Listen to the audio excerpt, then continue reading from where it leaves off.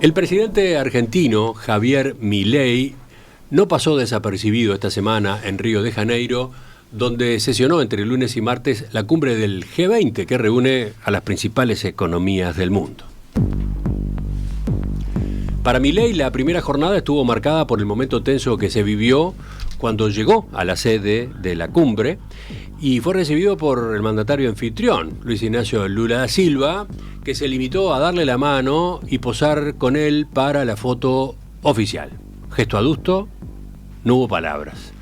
El telón de fondo, ¿cuál era? La mala relación que existe entre ambos desde el año pasado, en la campaña electoral argentina, cuando Milei calificaba a Lula de corrupto, zurdito y comunista. Lula. ¿Tú podrías un comunista. Un comunista. Y un gran corrupto, ¿no? Obvio, por eso estuvo preso. ¿Tú te reunirías con Lula de jefe de Estado a jefe de Estado? No. No. Te van a quedar pocos presidentes con los cuales te vas a reunir. No, pero... En su primer discurso en la cumbre, Milei dejó en claro que estaba en contra de la agenda que Lula impulsaba para ese ámbito, principalmente la Alianza Global contra el Hambre y la Pobreza y las iniciativas para cobrar impuestos a los 1.000 millonarios. De todos modos, Argentina finalmente adhirió a la declaración final de la cumbre, que incluyó esos puntos que Milei cuestionaba. La Casa Rosada, sin embargo, hizo puntualizaciones. Emitió un comunicado donde dejó constancia de sus discrepancias. Entre otras cosas, Argentina se declaró en contra de los impuestos a los superricos, ya que, señaló, implican un trato desigual frente a la ley. Por otra parte, pese a los choques con Lula, el gobierno de Milei logró firmar un importante acuerdo comercial con Brasil. Los dos países pactaron desarrollar infraestructura para que el gas del yacimiento de Vaca Muerta sea exportado a Brasil a partir del año próximo.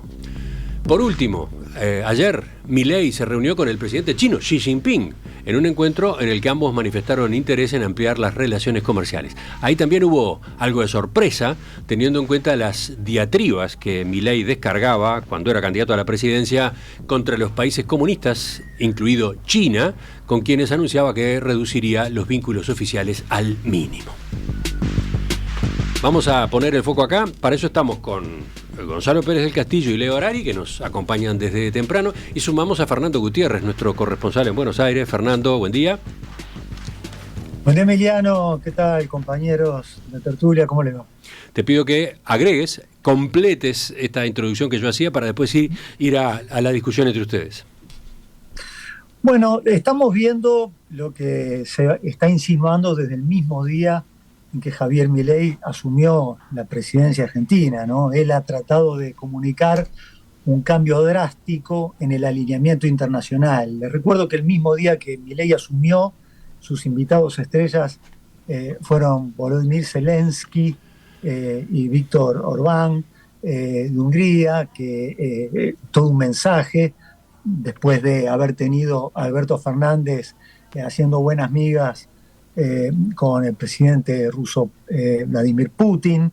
Ya desde el inicio había un mensaje, con un poco de falta de diplomacia, se metió en la campaña electoral estadounidense jugándose decididamente por Donald Trump, y desde aquella primera participación en el foro de Davos, tratando de posicionarse como un referente de lo que llaman la nueva derecha libertaria, que se opone a la Agenda 2030, y hasta en el propio discurso que dio en las Naciones Unidas, denunciando los problemas de las Naciones Unidas. Así que esto que vimos en el G20 es un poco la ratificación de lo que hemos visto, ¿no?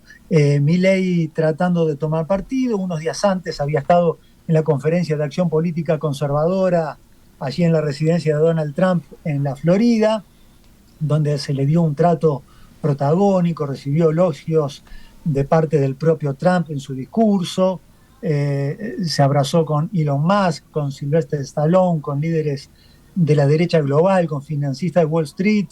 En términos futboleros diríamos que ahí Milei estaba jugando de local, todo lo opuesto a lo que le ocurrió en el G20, porque todavía no está Donald Trump, y él estaba claramente en disidencia con lo que iba a plantear Lula.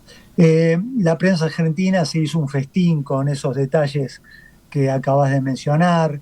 el hecho de que no haya estado presente en la última foto, la famosa foto de familia, donde estaban todos los presidentes y él no estuvo, el gesto frío que le dispensó Lula da Silva. Pero bueno, si hilamos un poquito más fino, tendríamos que decir que, si bien se puede concluir a primera vista que hay un giro de 180 grados en esa política exterior, la realidad es que a la hora de los acuerdos, Milei está mostrando ser más pragmático que a la hora de los discursos, porque su antipatía personal con Lula no le impidió que, por ejemplo, el ministro de Economía, Luis Caputo, estuviera firmando con el ministro de Energía de Brasil un convenio por el cual Argentina va a ser uno de los principales proveedores de gas natural, sobre todo ahora que Bolivia está con problemas por disminución en sus yacimientos de gas, y Argentina terminó la obra del gasoducto del norte. Entonces Brasil está celebrando el hecho de que va a tener, así lo vendió a su público interno el ministro brasileño, va a tener gas más barato, energía más barata gracias al acuerdo con Argentina. Les recuerdo que Brasil sigue siendo el principal socio comercial de Argentina y que en esa balanza es deficitaria para Argentina. El anticomunismo de Milei tampoco le impidió mostrarse más amistoso con el gobierno de China, y no solo en la retórica. Se acaba de confirmar la vigencia de una resolución que le da a China un trato impositivo privilegiado para inversiones en infraestructura. Les recuerdo que China está ya explotando litio en el norte de Argentina, y desde la época de Cristina Kirchner está realizando la obra de 2 represas hidroeléctricas en la Patagonia. El equipo económico de Milei le recordó al presidente que él necesita renovar el swap de monedas con China, por el cual se mantiene el nivel de reservas en situaciones de escasez de dólares, porque el Fondo Monetario Internacional le hace muchos elogios a la hora de los discursos o de los tweets de Kristalina Georgieva, pero de dólares nuevos ni hablar. Así que ha pasado varias veces que Argentina, en momentos de aprieto financiero, ha tenido que recurrir a la ayuda de China, y confirmó la vigencia del swap por el cual Argentina va a tener a libre disponibilidad $5.000 millones. Hay todo un cambio de actitud sobre China. Les recuerdo, por ejemplo, que se acaba de terminar la segunda base de investigación espacial china. Ya había una en la provincia de Neuquén, ahora se terminó otra en la provincia de San Juan. Es algo que el propio gobierno de Estados Unidos recela por su sospecha de que puede haber ahí un uso militar. Y bueno, ustedes lo han visto, Milei tuvo una reunión de media hora con Xi Jinping, que lo invitó a visitar Beijing y a su vez se comprometió a visitar Argentina. ¿Qué quiero decir con todo esto? Al mismo tiempo que Milei se está queriendo posicionar como uno de los referentes en esa nueva derecha en contra de la agenda globalista, en contra de las burocracias como la de la Unión Europea, en contra del Foro de Davos, denuncia la Agenda 2030, denuncia la agenda neoecologista, demuestra también cierto pragmatismo y no se suicida, entre comillas, desde el punto de vista económico y comercial. Sí. Bastante más pragmatismo del que muchos seguramente esperaban, ¿no? O, bueno, no sé, incoherencia o contradicciones, esas serán otras formas de analizarlo. Del lado contrario, no, o del otro lado, hablando de pragmatismo, actitudes diferentes, ¿no? Lula, que le puso cara de piedra cuando se encontraron, cuando hicieron ese saludo formal a la llegada de Milei al Museo de Arte Moderno de Río de Janeiro. Nada, cero diálogo. En cambio, Xi Jinping, sin ningún problema, se reunió con él, tuvieron una larga charla, bueno, y avanzaron también en acuerdos, ¿no? A ver, Leo. Cada vez que hablamos de este tema, yo no puedo dejar de recordar la historia de ese señor que venía en el auto y pincha una rueda y busca un lugar donde estacionarse. Hay una esquina, estaciona, es la esquina de Vilar de Bol, hospital psiquiátrico.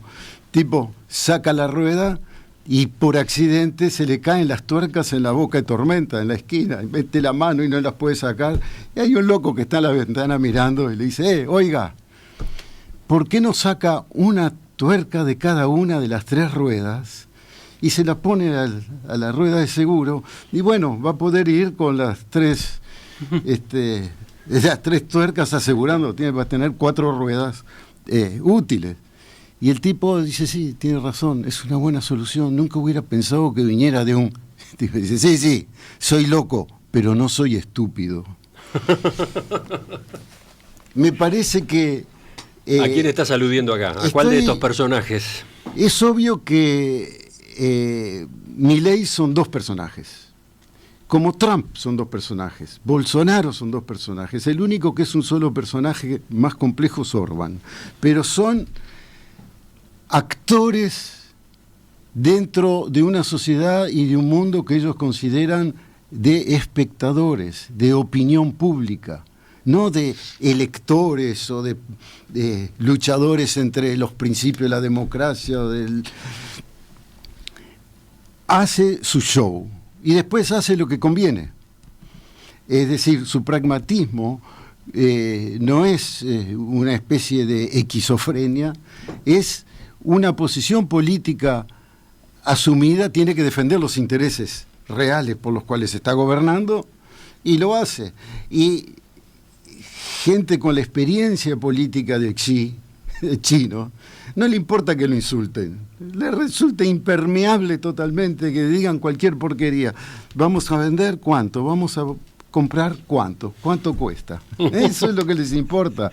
Y en última instancia, Milei, después de estar insultando a todo el mundo, no tiene ningún problema en hacer negocios y los otros no tienen problema en hacer negocios con él. Es un show para la opinión pública. Lula, en cambio, un poco más rencoroso, él personalmente, no su gobierno. Es una vulnerabilidad, una fragilidad, y ahí cada político se acomoda como puede, hace una sonrisa más o menos hipócrita o más o menos sincera, pero tenemos que acostumbrarnos al hecho de que existe una mega manipulación de la opinión pública, que es parte de una doctrina de cómo hacer política llevada adelante de manera eficaz por la derecha más conservadora en el mundo. ¿Y ahora, Gonzalo?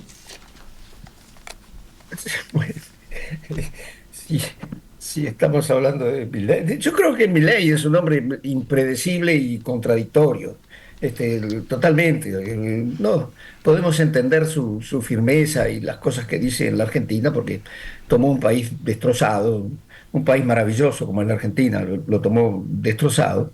Y entonces, evidentemente, eso para la Argentina es un discurso, pero proyectar eso al mundo, a mí me parece que lo deja descolocado. Ahora, por cierto, la teoría de Leo puede ser válida, que esto lo que está haciendo es un show.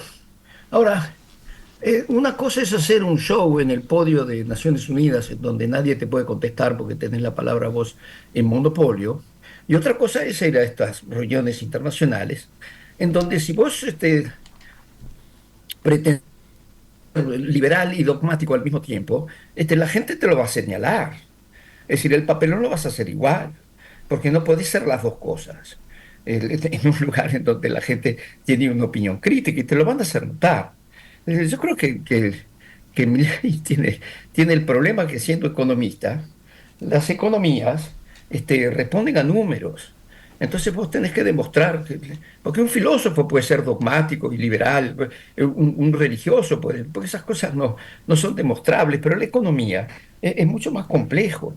Entonces Milei, antes de salir a vociferar sus convicciones, debería primero tomar la precaución de tener algún resultado positivo. Ahora, yo no sé exactamente qué es lo que está pasando en la Argentina, estoy fundamentalmente sorprendido de que todavía no haya habido un estallido social, y le doy ese crédito a Milei.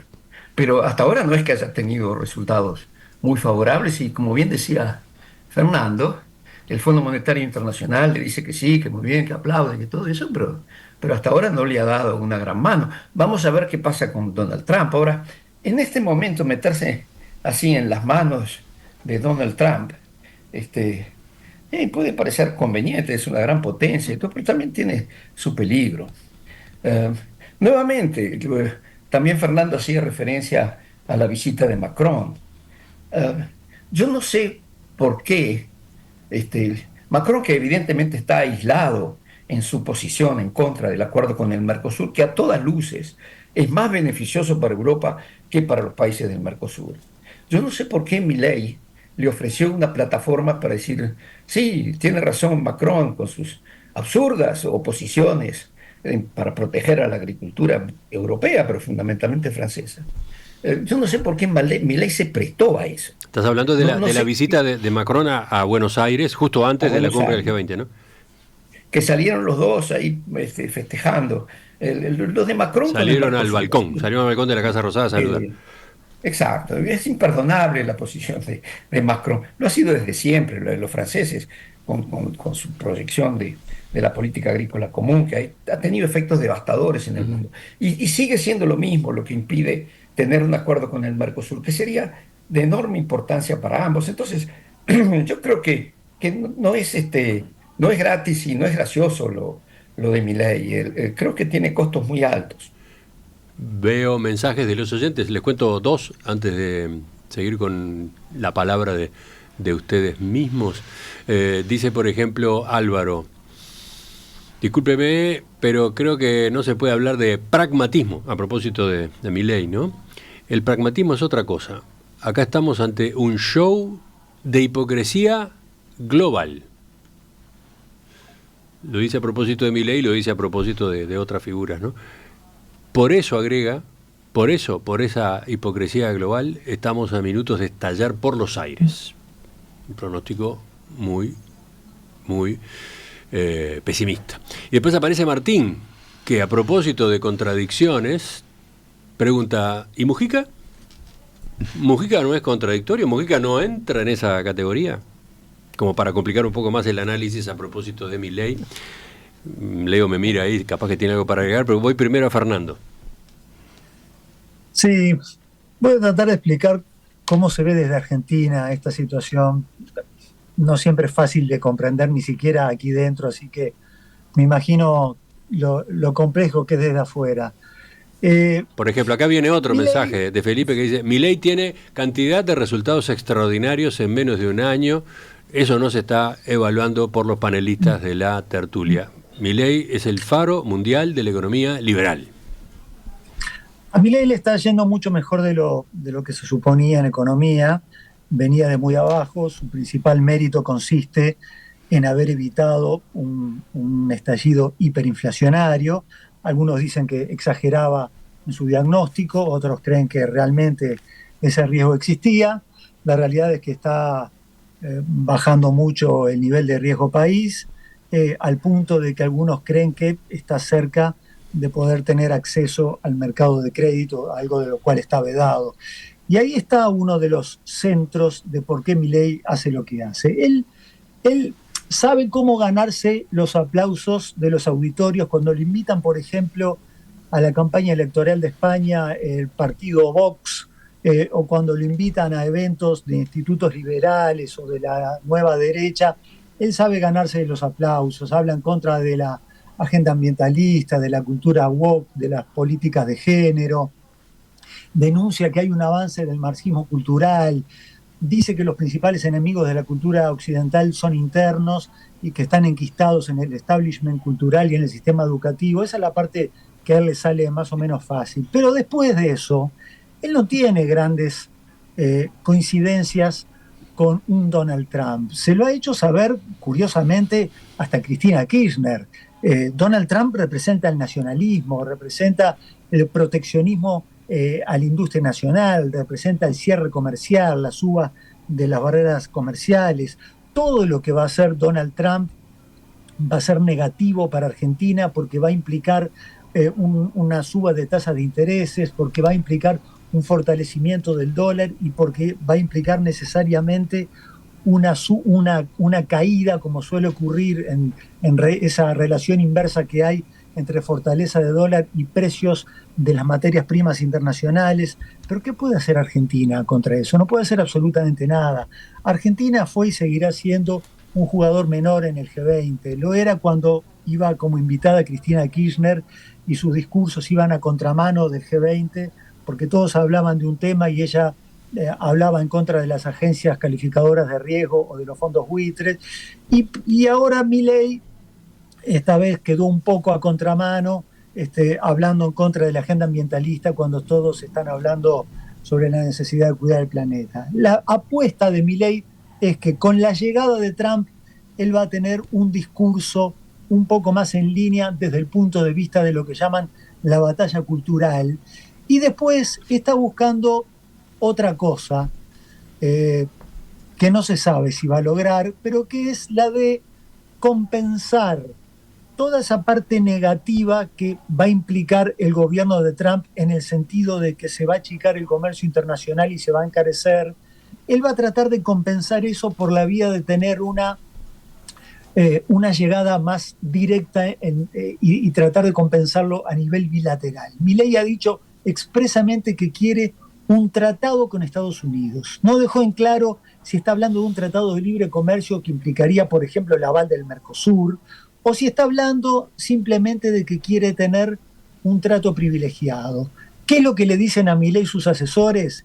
Le dicen que Trump en realidad no va a cumplir ninguna de las amenazas que estuvo diciendo durante la campaña electoral, que cuando habla de las subas generalizadas de aranceles, en realidad él está hablando de que lo va a usar con criterio político, dando premios y castigos según si el país es amigo o enemigo, y que Argentina tiene que estar posicionado como uno de los países amigos, como uno de los países que se benefician de ese nuevo esquema que llaman friendshoring, que va a sustituir a la política offshore, y que bueno, que algunas de esas cosas que hoy se fabrican en China y que Milei no quiere, y que Trump no quiere que se sigan produciendo en China, Argentina pueda captar alguna de esas inversiones. Ese es un poco, a grandes rasgos, la estrategia de política exterior de Milei. Coincidencia en el discurso cultural y tratar de compensar con una relación directa, por su buena sintonía personal, con Trump y los amigos de Trump como Elon Musk, por esa otra política comercial que claramente le va a ser desfavorable. Leo. No, me parece muy bien el análisis de Fernando. No, explica cómo funciona la cosa y probablemente es verdad también que está ahí adentro la semillita de la contradicción principal, y es que Trump va a tratar de hacer él y sus amigos great again, y no le importa un rábano lo que pase con todos los demás. Esas alianzas tienen patas cortas. No sé lo que está pasando en el interior de Argentina. Sí sé que en los primeros días de gobierno Milei gastó $300 millones en comprar aviones de guerra, F-15, a Dinamarca, al mismo tiempo que cortaba pensiones, jubilaciones, salarios y echaba gente de la calle. O sea que hay proyecto atrás. Es posible que, como dice Fernando, sea porque ve el mundo nada más que desde el punto de vista de la economía, que para los neoliberales fanáticos es una forma de religión. Pero si vemos el personaje globalmente, yo no pierdo mi convicción de que la historia de aquel tipo con los perros, con nombres de economistas y de todo ese tipo de delirios, era parte de un montaje, de un show, y que ese show tiene una estrategia atrás de manipulación que le sirve políticamente. Y ahora, Gonzalo, casi en el final. Sí, a ver, yo tendría muchos comentarios. En general, lo que diría es que lo que es más peligroso, me parece a mí, de este discurso de Milei, es de que decir que uno está en contra de la Agenda 2030 es realmente estar en contra de los valores occidentales, porque los valores que nutren a Naciones Unidas surgen de la Segunda Guerra Mundial y fueron fundamentalmente hechos por la cultura occidental. Y que la Agenda 2030, en el fondo, es lo que queda de todos esos valores para la convivencia en el planeta. Y esos valores son fundamentalmente occidentales. Cuando Milei dice que eso está impregnado de socialismo, realmente no desconoce cómo fue la trayectoria de este proceso. Como dije antes, empezó con la primera década para el desarrollo, pero ese primer diálogo fue fundamentalmente entre los países ricos, los países que después conformaron la OECD, y los países pobres. Y era para tratar de equilibrar los desbalances que había dejado el colonialismo y el imperialismo. El mundo socialista, en ese momento bajo el dominio de la Unión Soviética, tuvo muy poco que ver con esto. Fue realmente un jugador lateral. Leo puede confirmar eso. El diálogo fue fundamentalmente con los países ricos del mundo occidental y los países pobres, y los valores que ahí se trataron de proponer. Hay toda una historia tras de esto hasta que salen los objetivos de desarrollo del milenio, que fue un compromiso de Kofi Annan para tratar de volver a poner el tema sobre la mesa, porque después de Ronald Reagan y de la Thatcher, la cooperación internacional se había debilitado mucho. Es decir, hay todo un proceso que no tiene nada que ver con el socialismo y la participación del Estado en la economía. Digo, sí, la cooperación internacional es la cooperación que tiene que estar avalada por los Estados. Yo creo que lo que estaba diciendo Gonzalo está bien, lo firmo. Ahora, cuando se creó las Naciones Unidas, la Carta de Derechos Humanos dice nosotros los pueblos, y luego están todos los derechos. Pero la firmaron 50 países, 50 gobiernos, algunos de los cuales eran imperios y otros colonias, como bien decía Gonzalo hace un rato. Hoy son 193 los miembros. Nosotros los pueblos todavía no son los protagonistas de los derechos humanos y sigue siendo vigente, y si bien es una visión occidental, no es una visión profundamente contradictoria con las necesidades vitales de la humanidad en general. Es legítimo, como también pueden ser legítimos los proverbios de algunos de los protocolos. En fin, no me quiero meter en cuestiones religiosas, pero quiero decir, hay un montón de principios que son válidos, aunque no se logren cumplir aún. En ese sentido, esto está inscripto en una esperanza, no en una realidad. ¿Cómo se llamó este capítulo? ¿Entendiendo a Javier Milei? ¿O tratando de entender a Javier Milei? Puede ser. Si es así, sin duda que da para más, sin duda que tenemos que incorporar otros enfoques.